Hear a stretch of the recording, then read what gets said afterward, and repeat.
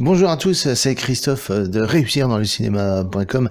Bienvenue dans ce podcast où je vais vous parler exactement de ce qu'il faut faire si vous rencontrez quelqu'un dans un festival, dans un lieu comme ça ou un lieu un peu événementiel qui pousse un peu à la rencontre professionnelle. Il y a des endroits pour ça d'ailleurs où il y a des événements qui sont organisés pour que les acteurs rencontrent des réalisateurs, des producteurs, etc. Pour les échos que j'en ai eu, ce genre d'événement-là, il y a des gens qui sont ravis, puis d'autres qui sont déçus par les résultats de ça, parce qu'ils se rendent compte que quand ils vont dans ces soirées-là événementielles où il y a la promesse, c'est de, si vous êtes acteur par exemple, c'est de rencontrer des réalisateurs et des producteurs, et en fait il y a plein de monde. C'est sûr, mais au bar, quand vous buvez un petit verre et tout ça, que vous vous détendez pour essayer de lier conversation avec un professionnel du cinéma, vous vous rendez compte qu'il y a un maximum de gens qui sont comme vous, que des acteurs ou des actrices, mais pas très peu de réalisateurs, très peu de producteurs. Donc il y en a qui sont déçus par ce genre d'événement, ça c'est les échos que j'en ai eus, et finalement, c'est un peu dommage, quoi. D'accord ?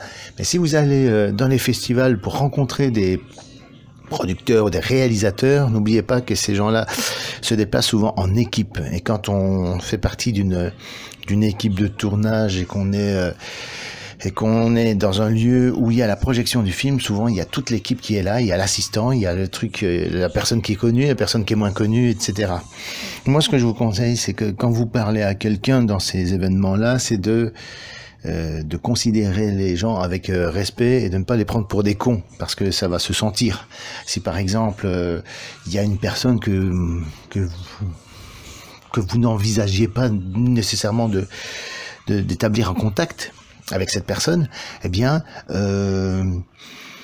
si vous sonne, qui vous téléphone, et donc il y a un échange au préalable de numéros, vous donnez votre numéro parce que autour d'un verre, ça s'est bien passé, la conversation s'est bien passée, vous êtes OK avec les projets, etc. Et puis faire des trucs ensemble, peut-être, pourquoi pas, et que vous avez défendu certaines valeurs, certaines choses, et que cette personne vous rappelle, même si pour vous, cette personne n'est effectivement personne, parce qu'elle n'est qu'au début de son parcours, répondez quand même au téléphone, parce que vous ne savez pas ce que cette personne peut devenir. Dans une soirée événementielle, vous pouvez tomber sur quelqu'un qui est simplement l'assistant du réalisateur, mais qui a vu chez vous des caractéristiques intéressantes en tant qu'acteur, ou un savoir-faire, un talent quelconque, et en fait, peut-être qu'il a envie de commencer à se constituer un petit répertoire de gens qu'il peut contacter quand il pourra faire ses futurs projets. Peut-être qu'il a en tête des projets personnels qu'il a envie de développer, et il lui faudra probablement du temps, peut-être quelques mois ou même des années. Cette personne peut évoluer. Donc ne le prenez pas, ne prenez jamais les gens pour des cons que vous croisez dans les festivals ou dans les événements qui sont faits pour des rencontres, parce que vous ne savez pas ce que cette personne peut devenir. Il est peut-être assistant réa maintenant, mais peut devenir lui-même réalisateur plus tard par la suite, s'il a la possibilité de rencontrer un producteur. Peut-être qu'il touchera lui-même à la production et qu'il produira ses films lui-même. Peut-être qu'il deviendra tout simplement scénariste, parce qu'il écrit des rôles, il écrit des choses, etc. Ou alors il touchera à la production et il sera simplement un producteur qui aura envie de produire les œuvres des autres, par exemple. Vous ne savez pas ce qu'une personne peut devenir. Et même si à un instant T, la personne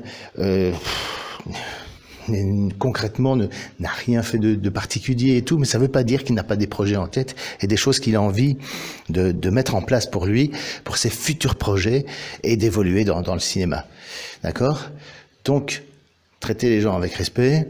Si vous téléphonez, répondez, parce qu'il n'y a rien de pire. Moi, ça m'est encore arrivé récemment, où sur un tournage, j'ai croisé quelqu'un avec qui j'ai bu un petit verre, c'est sympa, c'était un acteur que je trouvais très très bien, mais qui en plus a la casquette de scénariste, et c'est un auteur. Il écrit des bouquins, il écrit des scénarios, il a écrit plein de saisons de séries différentes. il a déjà travaillé avec des producteurs et tout. Voilà, c'est le scénariste, 100% scénariste pur et dur, qui a la passion de l'écriture. Eh bien, il y a eu un échange de numéros de téléphone, etc. Je l'ai appelé et je suis tombé sur la messagerie, donc dès le lendemain, alors que je voulais simplement lui demander de m'envoyer quelque chose qu'il avait écrit lui-même au niveau scénario, parce que ça pouvait m'intéresser, tout simplement. Et bon, je l'ai pas mal pris parce que de toute façon, je savais qu'il était sur des projets, tout ça, qu'il écrit souvent, quasi tous les jours. Donc, je me suis dit bon, peut-être qu'il a des délais à respecter, peut-être qu'il est sur un gros coup et tout, peut-être qu'il doit terminer des épisodes d'une série qui est sur laquelle il est en train de plancher. Donc je me suis dit, bon, j'ai relativisé en me disant, bon ben voilà, il est simplement débordé et tout, puis un de ces quatre, il aura l'occasion de me téléphoner, il me dira pourquoi il n'a pas décroché, tout simplement.